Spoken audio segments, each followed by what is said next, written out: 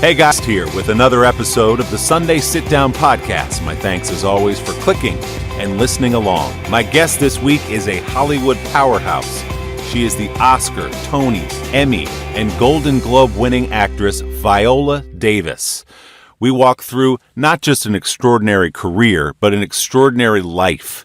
She was born on a former plantation in a one-room shack in South Carolina, moved as an infant up to Central Falls, Rhode Island with her family, where she lived in destitute poverty. Roaches in the house, you'll hear all about it.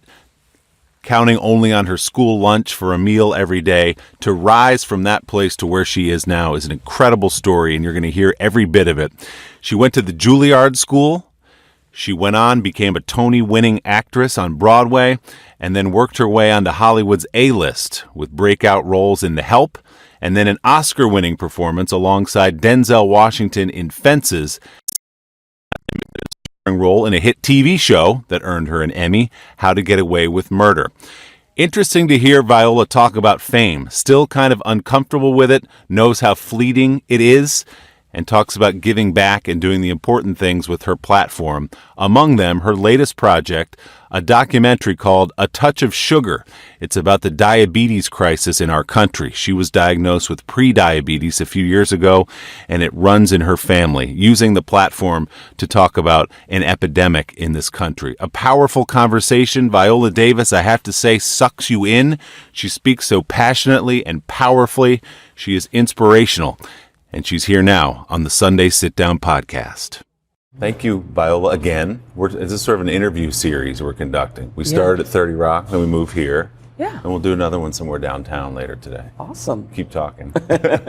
I have to say I didn't know this about you, the diabetes that's in your family. And It's just touched life enough that you wanted to be the voice of this documentary film. I did want to be the voice because the 30 million adults that have type 2 diabetes, the 84 million that have pre-diabetes, and then I think about how my family has been affected by it. My two sisters, my aunt who succumbed to the disease after 2 amputations, my grandmother.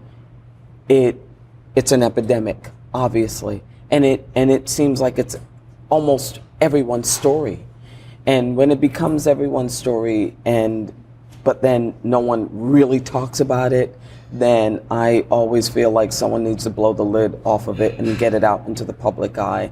That's why I'm narrating this film. That's why I wanted to be a part of it. There is something about the aloneness of anything that someone is suffering from that I feel is my sort of mission in life. And then it came knocking on your door as well about a year and a half ago when you got word. I had pre-diabetes, and I went in for a hormone test. And then my doctor took the A1C test, which is a comprehensive test that measures your average glucose in the last 2-3 months. So you take that test 4 times a year. I didn't know anything about that. And then she told me the results, and I had to go to work. I was going to How to Get Away with Murder. And I remember it just leveled me. It just stopped me. I didn't know what to do. It's like, what can I do? I exercise, I eat right. It's almost like waiting for this sort of silent, army to come and decimate you. And you're not armed. And so I just felt like, what? Do I just become hypervigilant? It doesn't mean that I have to develop type 2 diabetes, but what do I have to do to change my lifestyle, which is already good, to something that's better with a busy schedule. And that's the thing. How do you manage and live with this disease? How do you do it? And what do you say to people who are living with this disease in terms of hope? Because the numbers are staggering. 1 in 10 adults in this country live with it, and many, many more like you are pre-diabetic. Is there more research being done? Is there something on the horizon that you can point to and say, we're working on this?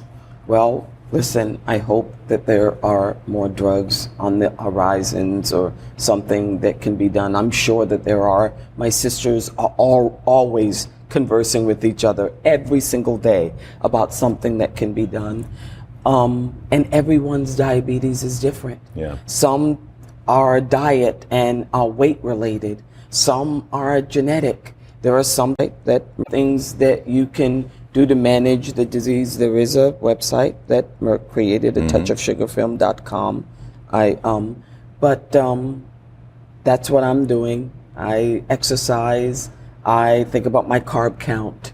I'm hypervigilant, but I do have the genetic factor there. Right. You know, that's what I say. And it's all there in the title, A Touch of Sugar. Some people may not be familiar with that term, but you talk about it growing up as just an accepted part of life. She's got a touch of sugar. He's got a touch of sugar. Absolutely. Because I was born in St. Matthews, South Carolina, literally, Singleton Plantation. And everybody who got a diabetes diagnosis, it was called sugar. Such and such got the sugar. Aunt Bessie, you know, she got the sugar. And it was almost sometimes said in silence, you know, almost like something you should be ashamed of. And just the reference to it as diabetes shows the lack of education in what it is, where it came from, how to manage it. And of course, the staple of African American Hispanic communities really have high numbers of diabetes. The staple of our diet, cornbread, rice. I remember we used to make sugar candy when we were kids. You know how you make sugar candy? With Crisco and sugar. You put it in a frying pan and you heat it up, and then you take the heat off and you wait for it to just harden. And that was sugar candy. You know, you ate cornstarch out of the box. That's a big thing, you know, down south. Nobody ever knew that those factors could absolutely be the cause and the root of diabetes. It was that you can speak right. It was what you knew. Those foods were very cheap, very accessible, and so there it goes. Well, now you've gotten to a root of the problem, which is poverty. Yeah. Which is access to good food, which is access to food, to fruit and vegetables, and eating well, and education about the importance of that. That, obviously, is a much bigger problem to tackle, but also a piece of the problem that you can speak to because, as you said, it was part of how you grew up. Once again, it was. I mean, and I always say I grew up po, which is a rung lower than poor, you know. But it's I'm one of the 46 million people in this country who live in poverty. That's what, $25,000 a year if you have 2 kids or more, and that's before taxes. Yeah. And you have access to nothing. You have access to nothing.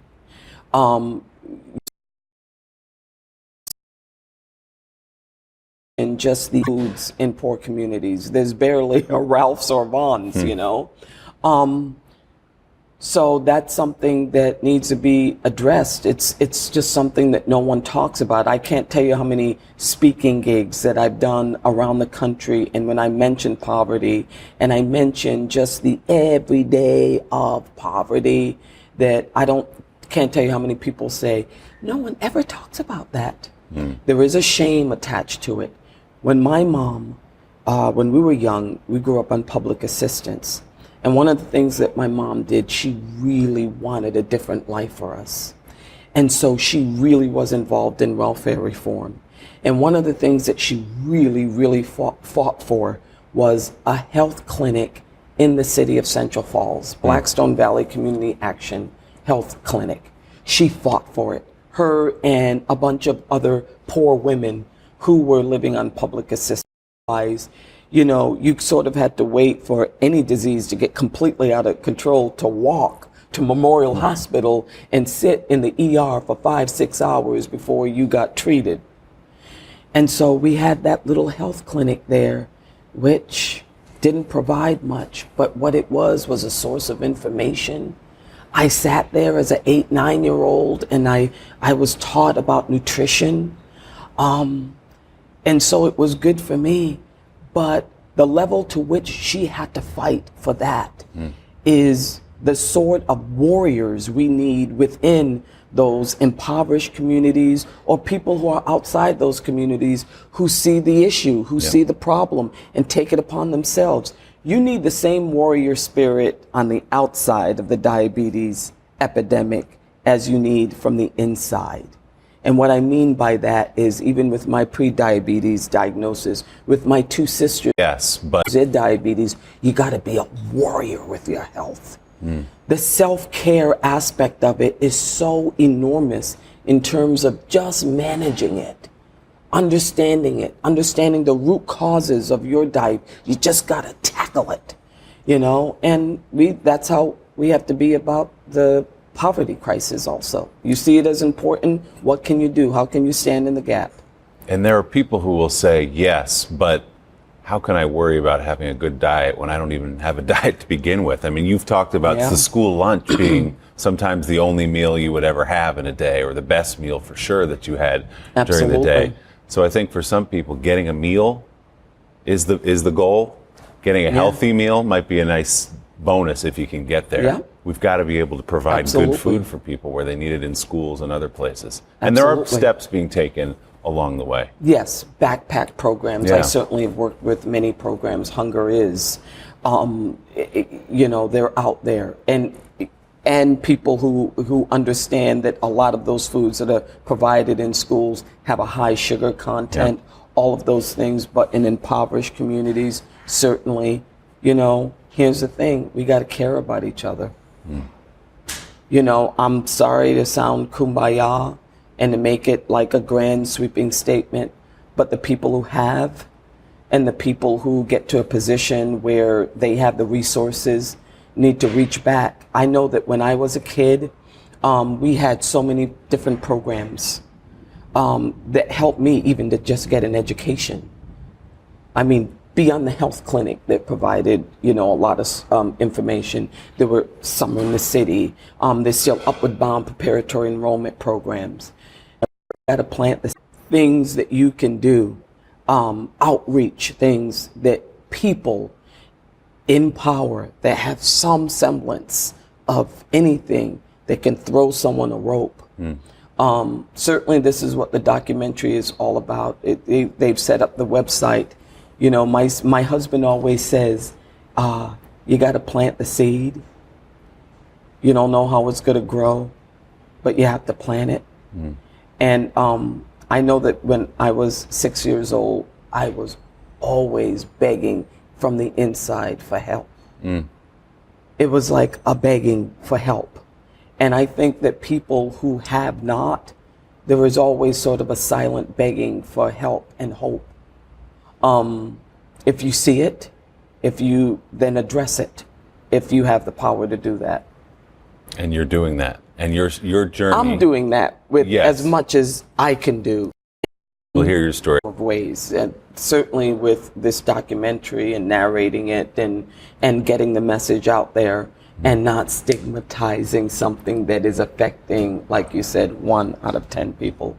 But I've done it in other aspects too, and I will tell you that it does make a difference. Your journey to be in a position to help the way you do help, not just on this, but on hunger, is an extraordinary one. When people hear your story, as you said, born on a plantation in South Carolina, growing up, as you've said, abject poverty in Rhode Island.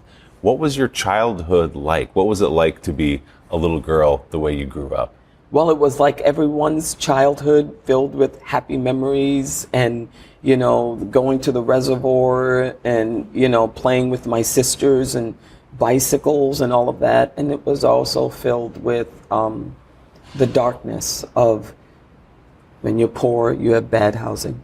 You're just pouring the water. Nobody regulates housing for poor people. They just don't. So we lived in condemned buildings, certainly apartments infested with rats, never having a phone, bad plumbing, filling the bucket full of water, pouring the water in the toilet in order to flush it.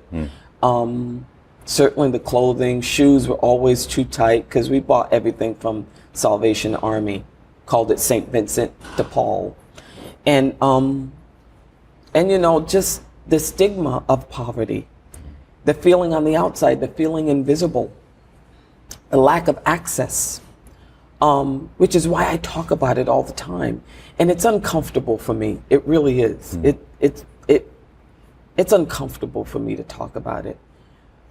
But I always find that once you blow the lid off of anything, and once you tell the truth, it becomes a destigmatized. Gives another person and another person and another person. And soon what it becomes is a revolution. And it becomes the norm. And it destigmatizes it. And then once you destigmatize it, then you have to address it. In a small way, I say what I say a lot of times because it's a little narcissism in me that it's a demand for people to see me. You see me. And because I didn't have the power to do that as a kid. And I feel that way about all things that people are suffering in silence with, is I want them to be seen and heard. I hate when people are not seen and heard, because I think not enough people. Metaphorically speaking, a death. And I think that that's happening in the world too much. I think that we're seeing the side effects of that too much, even in our zeitgeist now. And you're in the unique position to have lived it. So when you talk about poverty, you know from whence it comes. I mean, you've been there. Yeah. You said it makes you uncomfortable to talk about it. Is that because it reminds you of those times, or what's uncomfortable when you talk about poverty? Who talks about poverty? Not enough people. Who talks about it? You go online, is anyone on their Instagram or Twitter page talking about their poverty, or they're talking about this, great, I don't know, Alexander McQueen jacket that they just bought, or the new diet that they're on, and how they have tight abs, and how they're an extraordinary mom, and they can juggle being, a CEO of a company, being a mom, being a wife, and then making homemade meals. Everything is about winning. Yeah. And everything is about a great result. Nobody wants to talk about the other. Okay? There is no romance and sexiness involved with poverty. There is no romance and sexiness involved with being invisible and not having access to health care, to housing, to fresh foods. There's no swagger to it. And that's hard. It's Brene Brown says to own your story. Either you own your story or you stand outside of it hustling for your worth. I'm not hustling for my worth anymore. I feel very much like I was born worthy, but I know that now. And that's why it does make me feel comfortable, because I understand how I'm going to be seen with it. But the other part of it is just going to be, Given where you came from, given all you went through as a child, where does your light come from? Where did you say, I can grow up and be an Oscar-winning actor? When did you start to see yourself that way, that I can step out of this childhood into something bigger and better for myself? What gave you that hope?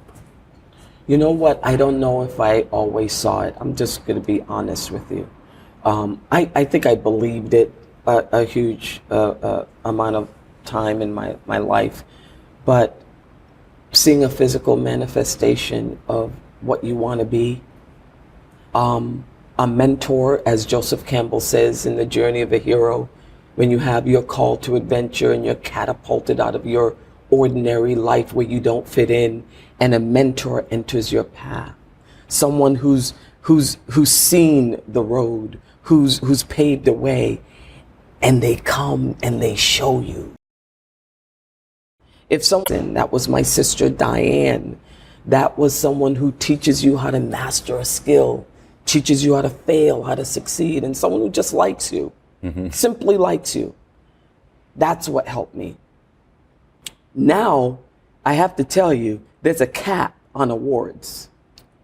There's a cap on cuteness and, I don't know, being on people's most beautiful list. There's a cap to it. If someone tells you there's not a cap to it, they're lying. What do you mean when you say that? There's a cap to greatness. Yep. There's a cap to fame. We've seen 50 million documentaries of people who just destroyed their lives, who were on top of their game.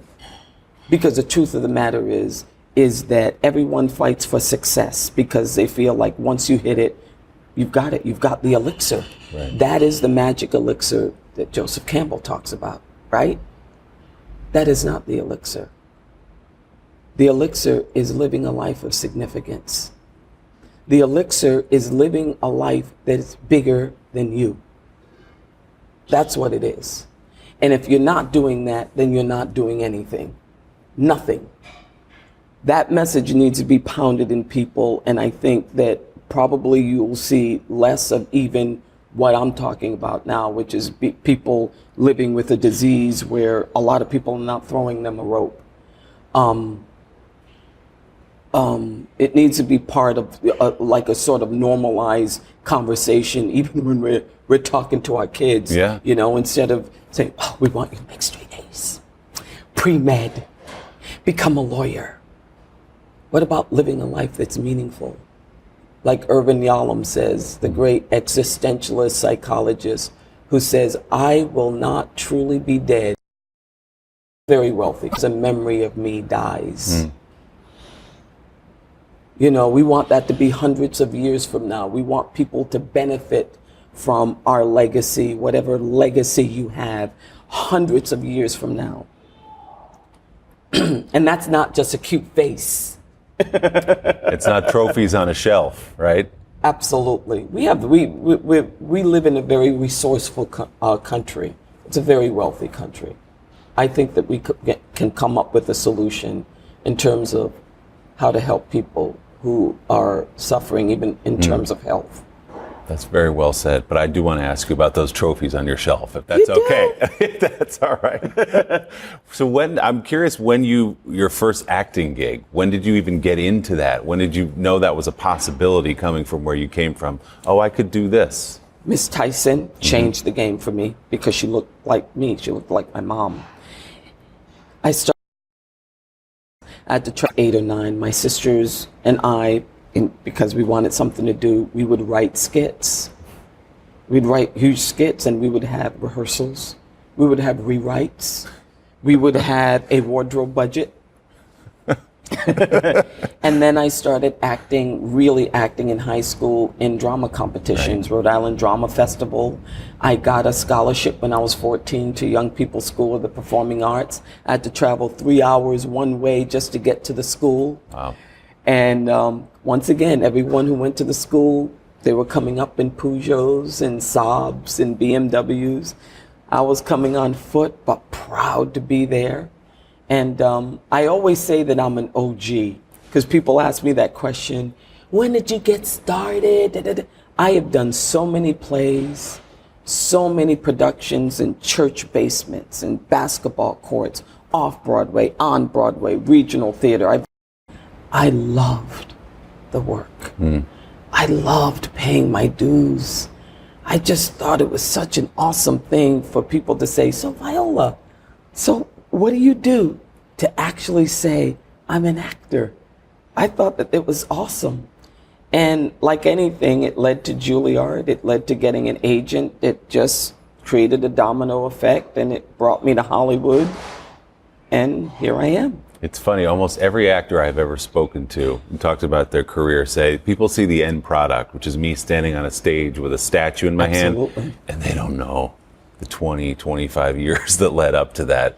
Nobody knows the truth Broadway. of anything. Right. Nobody knows the truth of anything. You know, they really don't. They think you were born with a statue in your hand. There was a little work that came before it. Yeah, and they also kind of think you're just kind of stroking the statue every day. Right. You know, I don't look at the statues. So what was the most exciting when you get out of Juilliard and you get onto Broadway and you're nominated for a Tony pretty quickly in that time afterward? What was the most exciting first day for you on Broadway? Was it walking out onto the stage and saying, "Here I am"? I can tell you exactly what it was. Opening night of 7 Guitars on Broadway. When I think about everything I believed that being an actor was, that was it. Walking into your dressing room and floor-to-ceiling flowers all the camera crew outside the theater, working with August Wilson, my mom and dad being in the audience, and my dad crying during the curtain call, the cameras, everybody taking pictures, and movie cameras were then. My father standing up, crying, clapping. He didn't know what to do. I know. My mom, it was everything that I thought being an actor was. It was the work and the joy of the work. It was the smell of the theater. It was the working with the great playwright, August Wilson, the great director, Lloyd Richards, great actors. I was like, I'm it. This is it. I've arrived. I don't need anything else in my life. I wish I were back there, because now I know more. I know I'm 53. I'm like, really, Viola, you really thought that was it, right? But that's the journey, right? You feel like you've reached the mountaintop, and then, there are more mountains after that. Or you've reached a point you always dreamed of getting. And then you win a Tony for King Hedley. Then you win another Tony for Fences. And now you're sort of like the queen of Broadway for that time. Yeah. Well, I mean, that must have been an extraordinary thing for somebody who was playing church basements to start her career. It was an extraordinary life you can possibly imagine in your life, and having no kind of foresight of how that was going to happen. And then all of a sudden it happens. You sort of hit it. It's sort of like magic. And it speaks to the power of belief and hope and hard work. But life doesn't end there. I always say the three most important words that happens, especially after you have a big old trophy in your hand or anything, the three most important words are, and now what? And now what? What's the next thing? What's the next chapter? Denzel always says, Denzel has the best quotes, by the way. I don't mean to out him, but Denzel, I'm outing you. He says, there's no U-Haul in the back of a hearse. You sort of can't take it with you. And once you hit it, that's what you realize. It's like, oh my God, I won an Oscar. Your heart is palpitating, and then you go home, and then you sit down, and then it's the next day, and it's like, and now what? What's the next page? And that's sort of where I'm at right now. What was it like to jump into movies from the stage, given the fact that you built your whole career on stage work? What did a movie set feel like to you when you first started doing it? Like speaking another language, right. Like speaking Mandarin. I'd speak Mandarin in a movie once and they cut it out. I'm so glad they did it. It was so hard. It took me 2 months to learn one sentence. That's what it was like. And they cut it? It was like learning Mandarin. It was a black hat.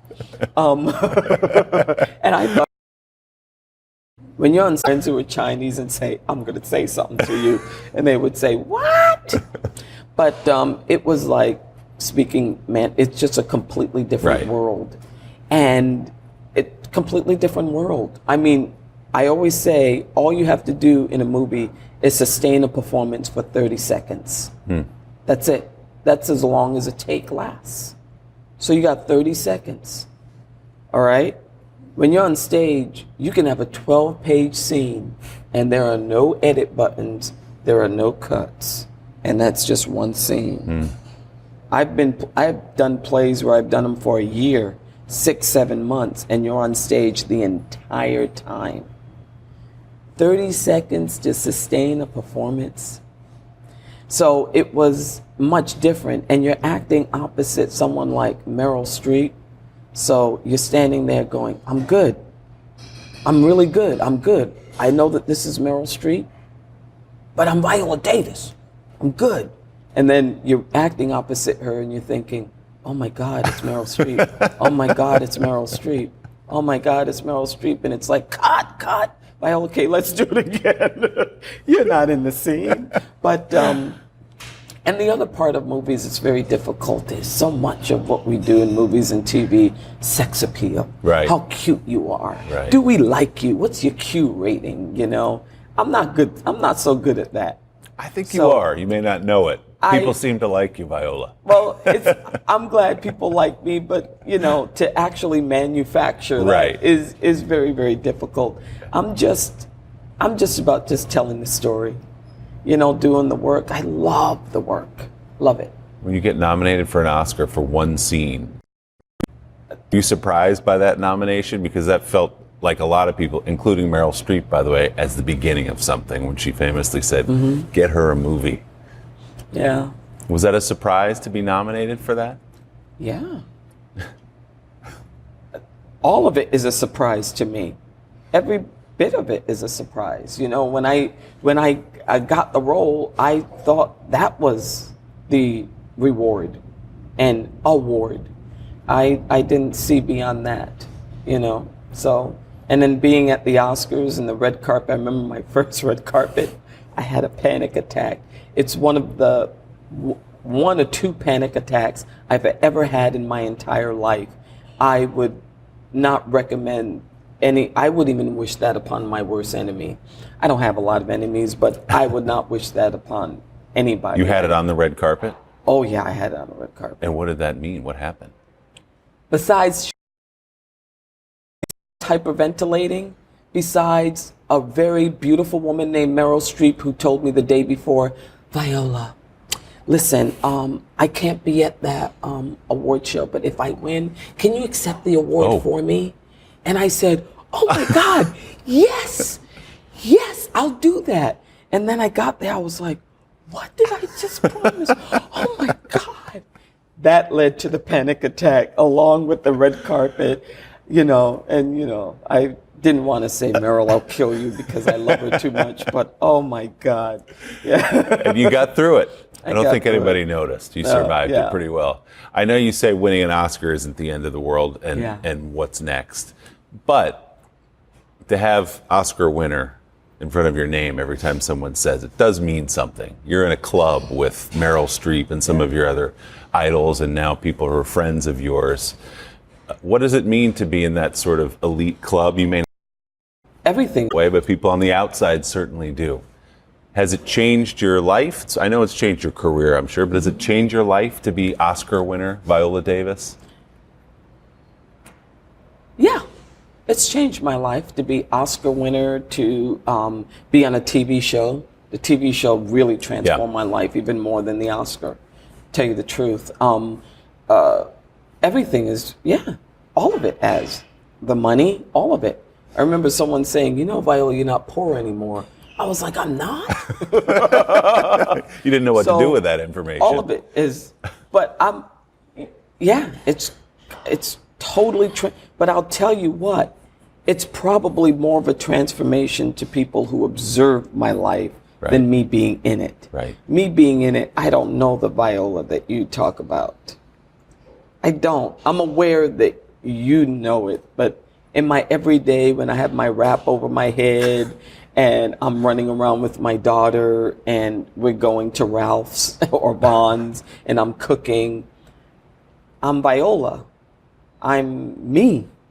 And, in terms of me getting through my everyday life and certainly living a meaningful life, it doesn't play a role except for the power of influence, which is what I'm doing here. The power of influence is awesome. I will say that. The power to literally stand up on the stage and have people listen to you. When you're coming from a past where no one saw you, no one listened to you. So it's like, now, what do you want to say? What do you want to do, Well, it helps that you have such a presence, too. A lot of people have the platform. Do you know that? I would argue the way you deliver it. Have you always had this presence about you? You speak almost poetically. And, I mean, it's not everybody who can pull that off. Is that part of being an actor, being comfortable on a stage? Well, comfort is like a dirty word for an actor. You know that. They tell you not to work for comfort, to be uncomfortable because you're in the moment, you're alive and all of that. But you're not afraid of the spotlight and the stage, clearly. Well, sometimes I am. Really? But I'm used to it. I'm used to the spotlight, I guess. I'm used to the camera being placed on me. Yeah, I am. Thank you for listening to the Sunday Sit Down podcast. Stick around to hear more from Oscar winner Viola Davis, including what her younger self would think of the woman she sees now. When someone takes the oath, they're making a sworn commitment to the Constitution of the United States. I'm Chuck Rovet. I have had the privilege of taking that oath many times throughout my career in federal law enforcement. And now, on my podcast, The Oath, I speak with others who took and abided by that same promise. This week on The Oath, former CIA and DoD Chief of Staff Jeremy Bash. When the United States acts overseas, there are occasions where it will advance the foreign policy interests of the United States, but we don't want America associated with it because we fear or are concerned that if America was seen as the author of it, there could be blowback. And these are basically the most secret, sensitive intelligence missions in our history. Jeremy discusses how the CIA is structured and how it operates, and he shares a fascinating account of its painstaking work to locate Osama bin Laden. They had already looked at the option of a B-2 strike, which we would basically pulverize the entire compound, turn them into dust. But at the end of the day, the president thought, if it's bin Laden, we're going to need to take that body off of the compound. So he greenlighted the Heliborne raid from eastern Afghanistan that Admiral McRaven and his Here. and Please join me for that conversation with former CIA and DoD Chief of Staff Jeremy Bash. That's this week on MSNBC's The Oath. Available now wherever you get your podcasts. Welcome back to the Sunday Sit Down podcast. Now more of my conversation with Viola Davis. Do you have moments? Do you ever stop in your life and look back at the little girl in Rhode Island and look at your life and go, I don't know how I got here. Thank God I did, but I don't know how I got here. All the time. Every single day. You know when I think about her a lot too? First of all, it's every day. When I open my refrigerator. When I flush my toilet. When I could put a robe on. When I have hot running water. When I know that there's no lead and love in my house. When I could get in the car and I can go somewhere and not walk. She is with me every day to understand that every little thing in my life is to be celebrated. Okay? But I always say, I always want to heal her because she was always so sort of traumatized. I grew up in dysfunction. My father, who I loved more than anything, was an alcoholic. It's just a byproduct a lot of times of poverty. Right. That I always want to heal her. I always want to reach back and go, oh, you know what? Everyone I see in my life, I'm going to remember you. I'm going to listen to people. I'm going to love people because it's like healing the little girl. But it's like someone just recently said, can you allow the little girl that needs to come, who survived, who's pretty tough, can you allow her to be so excited at the 53-year-old she gets to become? Can you allow her to hug you and just squeal? And that took me a long time to do that. But I finally did it because I think that there's a grace and a gratefulness that needs to come and a joy that needs to come with celebrating the fruits of your labor that I have not allowed myself to do because I think that's also something that comes from poverty is survivor's guilt. Is the making it out when you see other people who are still in the hole. So I'm allowing her to sort of hug me and squeal. And I do things like this that feed my soul a touch of sugar because I love my sisters who are here in New York with me. I want them to live. A friend styling my childhood. But as you say, it took you a while to get there. You weren't comfortable with your success and your fame and people like me telling you how great you are. Yeah. What was the tipping point for you? How did you get there to say, you know what, it's okay that I am where I am? Well, you know what? A friend of mine said this once. I mean, besides a lot of therapy. But a friend of mine said this once. She said, you know what, Viola? when I tell my story, a lot of times, I stand outside of it and I think to myself, wow, you are awesome. That is such an unbelievable testimony. You know, then you begin to see how God worked miracles in your life. And then I started really listening to my story and understood how sort of awesome it was. Incredible. I just thought you just work hard and you get out. That's it. It's Right. nothing incredible into that. So the more I've told my story, the more I have embraced it. But I got to keep telling it and not live outside of it, like Brene Brown says. You know, Joseph Campbell says that when you go and you're going out there to that call of to adventure, and you're going out there to find that elixir, that answer to your life, that you got to go into that inner cave. And you got to go in there and slay those dragons. And I find that when I went into those innermost caves, or that innermost cave, that the dragon I needed to slay was me. Mm. That sort of hurt and that pain of sort of railing at God, like, why do I have to be the kid that's growing up poor and filthy houses and blah, blah, blah, blah, blah, blah, blah, and why do I have to, that anger, that sort of pain and all of that innermost cave, and slay her and understand that I'm still alive. I have the power of influence, that God has always been with me. Upward Bound program, preparatory enrollment program, teachers that have been awesome. Great actors like Cicely Tyson, Meryl Streep, people like my sister, the ropes that have been thrown at me. That's what I found in the innermost cave. And then, you know, I nickeled back after I found that answer to sort of give that elixir to people who are still there. That there is a way to live a life of significance and reconcile where you are now. That there's a way out. And there's a way to make your life meaningful.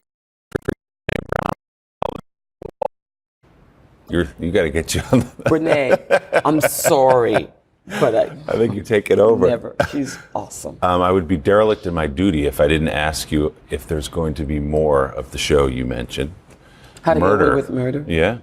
That's for ABC to decide. I think that Annalise Keating has more in her. That's what I think. I'm seeing something.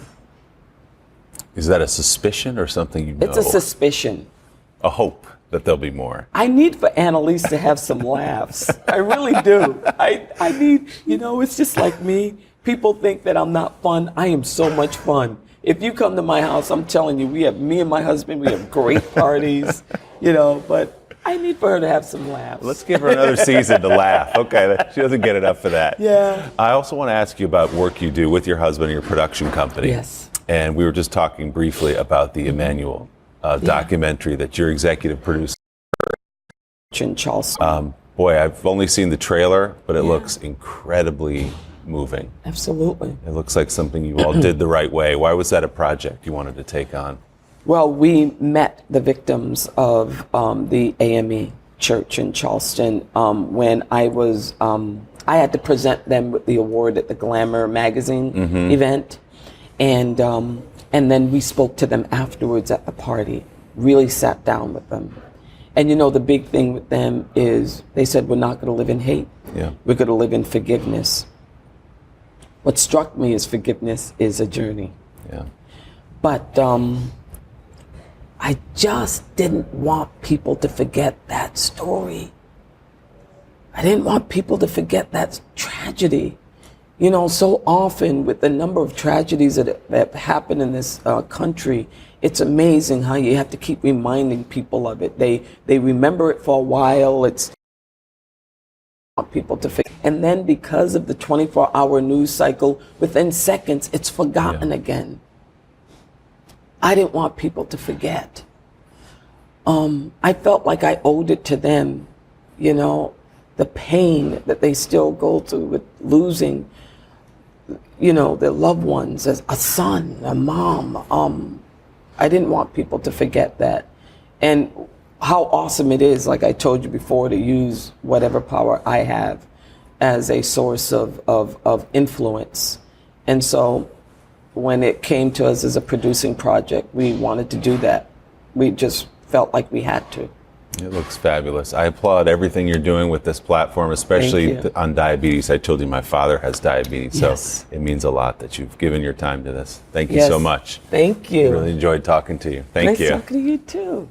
My thanks again to the great Viola Davis for a great conversation. Love spending time with her. On the Sunday, her new documentary at atouchofsugarfilm.com.